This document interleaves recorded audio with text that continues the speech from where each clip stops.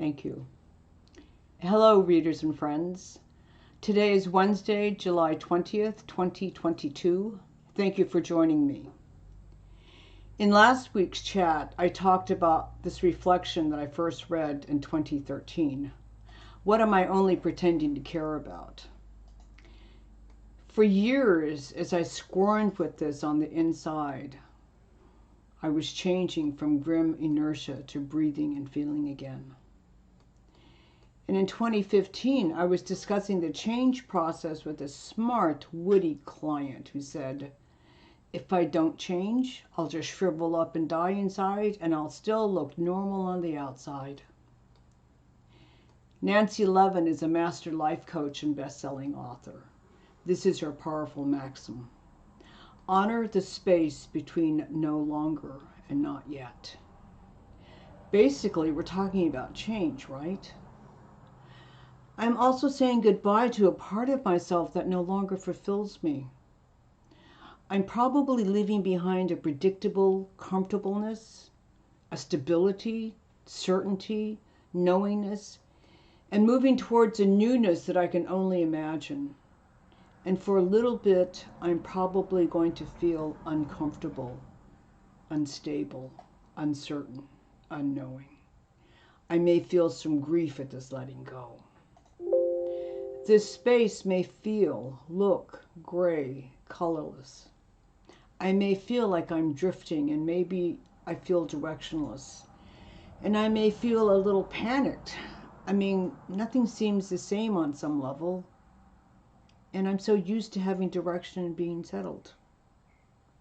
When I can breathe a bit, relax a bit, I intuitively know that I am in the right place for this bit of time. I understand intrinsically that I will emerge successfully into a new comfort, a new stability, a new certainty, a new knowingness that is going to be a part of who I am now. So what is change? As a noun, change is the act or instance of making or becoming different. But when I hear or see or read the word change, I feel a verb. To replace something with something else, especially of the same kind that is newer or better. The Oxford English Dictionary states any English noun can be verbed, but some are more resistant than others. This resistance describes the change process fairly accurately, at least for me and for a lot of people I know. Change is an uncomfortable, different, challenging. It's ambiguous. Change is frustrating. Resistance is frustrating, isn't it? Change is also described as hazy and unclear. I can't see it. I can only feel the uncertainty, the confusion, the vagueness while I'm going through the process. I have no idea what it's going to finally look like, feel like, maybe taste like, move like. It's all up for grabs. And I haven't even gotten to the not yet part. I'm still in the no longer place. There's a change, a shift, a movement, an adjustment in my way of being in the world.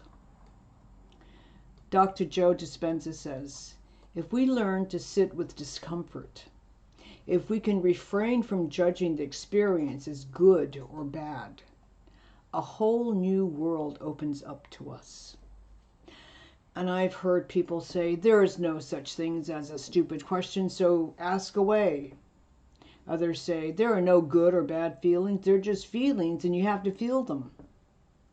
Well, as someone who's gone through many changes, some by choice, I have to say feelings are way uncomfortable to feel, especially the scary and not so pretty ones. You know, the ones that make me feel the V word. Yeah, vulnerable. Anne Lamott says, she said, go ahead and feel the feelings. I did. They felt like shit. And sometimes that's what change feels like. all my vulnerabilities come out of their hiding places, waving at me, laughing at me, smirking at me, waiting for me to burst into tears or anger or self-loathing. And when I allow myself to feel those negative feelings, I arrive on the other side changed. I feel capable and proud of myself. I did it. But inside the change cycle, deep where no one sees, there's frustration, fear, judgment. I can't do it. It's too hard. I've tried so many times. I just can't seem to do it. What will everybody think? Won't I be lonely? Won't I be targeted as, being different? And on the outside, if we're lucky enough to have support, the change may feel like excitement. It may feel really curious. It may feel really courageous. We have to give ourselves permission to be in that no longer part. I love words, phrases, sentences, paragraphs, chapters, novels. When I'm reading, I'm expanding my world, my knowledge with new words or places or literary examples. Ellie Griffith has written a series about an archaeologist named Ruth Galloway. For reasons too numerous to explain right now, I admire this character's life choices. Dr. Galloway is an archaeologist in a fictional university in the county of Norfolk, England. The activity in Ellie's 9th book, The Woman in Blue, takes place around Norwich, and it piqued my interest so much it went on my must-do list for our 2018 UK trip. It was a pilgrimage to St. Julian's Church in Norwich. Reading about Julian, a real person, researching her life, my imagination ran away to a tiny cell she chose to spend her life in. Julian of Norwich was a 14th century anchoress. I had to look up that word. An anchoress was a woman who was walled into a cell to live a life of prayer and contemplation. A man who did this would be called an anchorite. Can you imagine the planning and reflection that Julian went through before she was sealed up in that tiny cell? She had an idea of how she wanted to live her life, a virtual hermit, living a life of prayer, meditation, and for Julian, spiritual writing. She chose to be sealed up in a cell with one tiny window that was not glassed in. She had to ask people to help her live this life because she needed food, water, her body waste removed, her clothes washed and brought back. She needed supplies, books, paper, ink, quills, candles. There was a tremendous amount of space between no longer and not yet for Julian. There was a lot of self-examination, grief in saying goodbye to the world, her friends and family, on some level her freedom to feel the sun on her face, to walk around her neighborhood.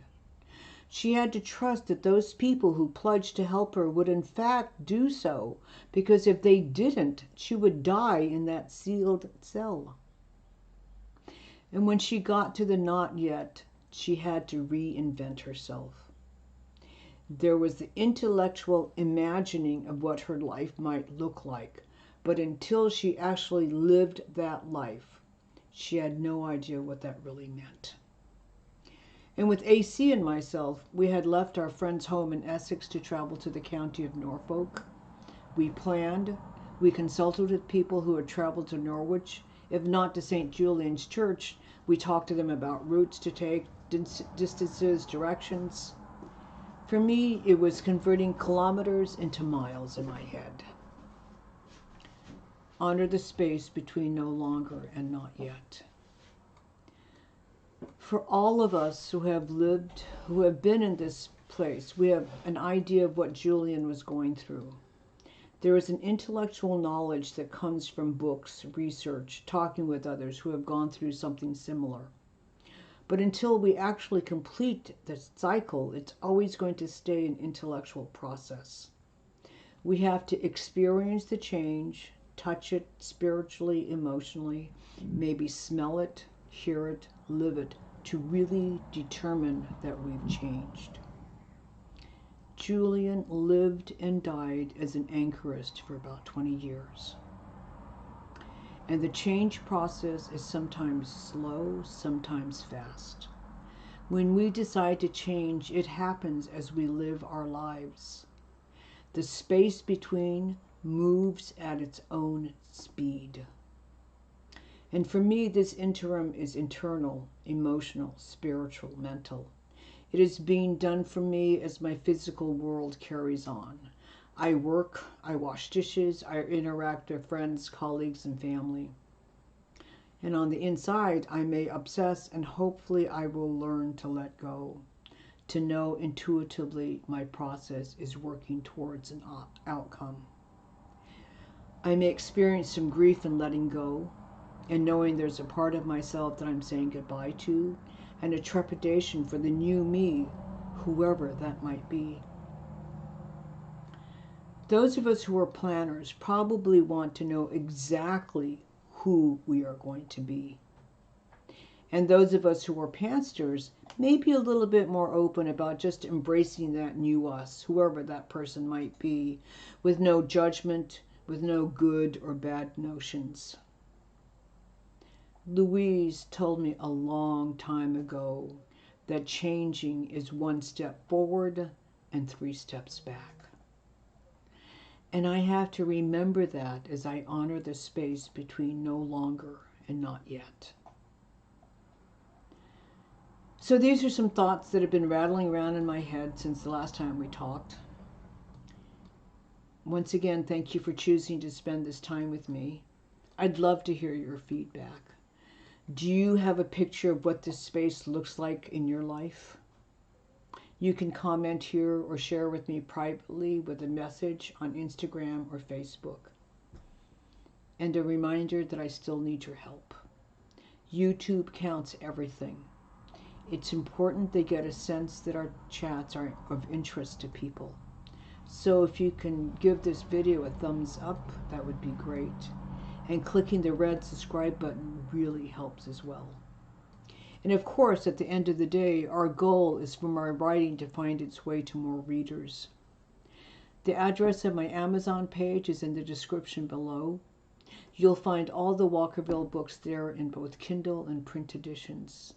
If you're already a reader, but you haven't left a rating or a review, the 2 or 3 minutes it will take to do so will help us more than you can imagine. And as always, you'll find the direct link for next Wednesday's live chat down in the description as well. Hope to see you then, and thank you so much for joining me today.